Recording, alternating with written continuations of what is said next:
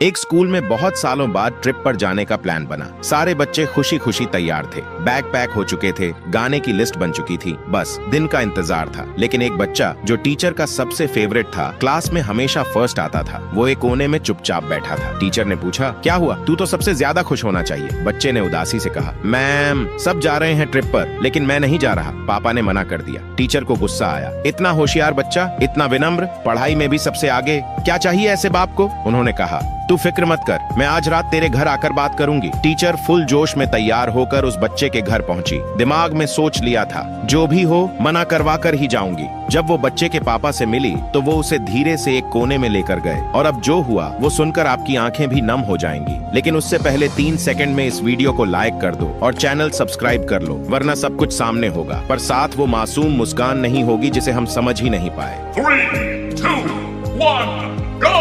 बच्चे के